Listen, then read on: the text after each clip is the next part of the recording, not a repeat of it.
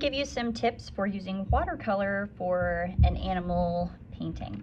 So first of all, I've got a swan here, and if you want to do a big area like the water, for example, one technique you can use is wet on wet. So that's where you get just plain water on your brush first, and you can kind of paint around the body of your animal and fill in the background. And then while it's still wet, you start to apply your paint colors, and it's going to fill in wherever there's water.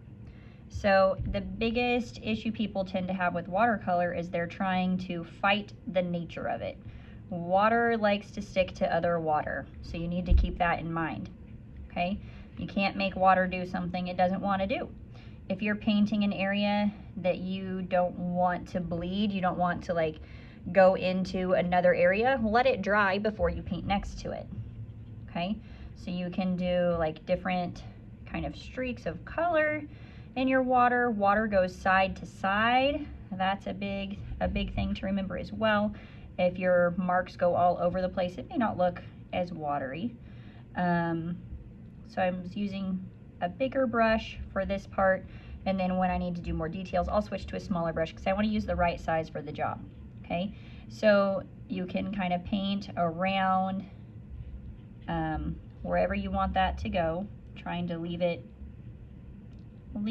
dry where I don't want the color to go.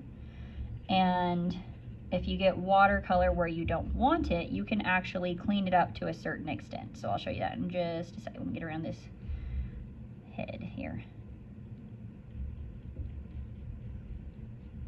Okay, so let's say that, oops, I got a big blob of blue on my swan. I can take a brush with just clean water on it, and I can come back. Oh, that brush is not clean. I can come back and try to kind of vacuum it up.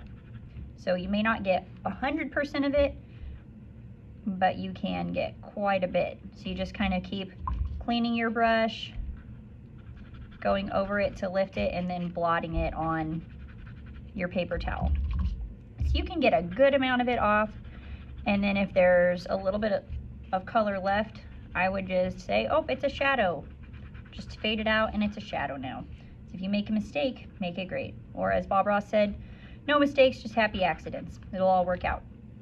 So the next thing I'm gonna show you is that even if you're doing a white bird, it's not gonna be 100% white. But I'm gonna pause this and go get a better brush. All right, back with a better brush. So let's say on the neck of this swan, I remember it had a little bit of shading. So I can get maybe a tiny bit of brown or yellow, and maybe I'll just come in here, give it a bit of shadow. I think I want to mix in a little bit of this yellow orange color over here for the shadow. I know it looks a little bit funny right now, but it kind of had some shadow here, so I can kind of go along. I can put in shadow there, but a lot of times you'll see another color. Okay, I don't want to turn it green, so there's a little dab of blue there. I'm going to have to pay attention and watch that. And I can even lighten that if I think I got it a little bit too bright.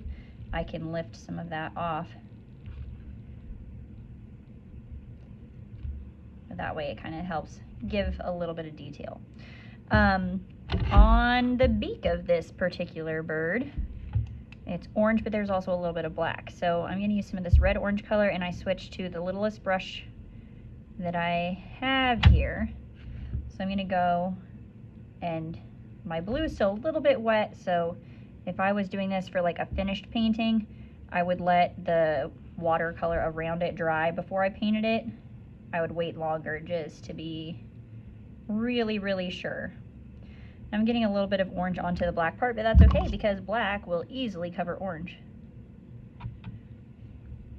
So while it's still wet, I can add a little bit of color and it will blend. So that's what I like about watercolors, is once you learn to embrace it and go with the nature of it, you can get some really beautiful stuff with how the colors pool together, okay? So I'll let that dry before I move on and do the black. I'm noticing over here on my water, it's a little bit splotchy. So what I can do is just take plain water on my brush, now that I made sure that's clean, I can go back over it and kind of like get it wet again, because I'm using watercolor paper that will kind of hold up to more layering than if I were trying to do this on drawing paper, for example. I can go back just with water on my brush and kind of smooth it out. I could also go back and add a little bit more color to it so you can layer when paint's dry. Yep, I forgot to let my neck dry, so that's bleeding on there, but that's all right because this is just a demonstration for you.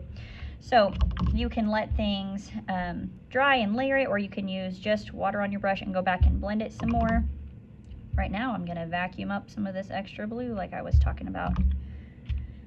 And another thing you can do is you can turn this into mixed media. So let's say that you're just really struggling, you kind of got like your base coat of colors, but you need to add details.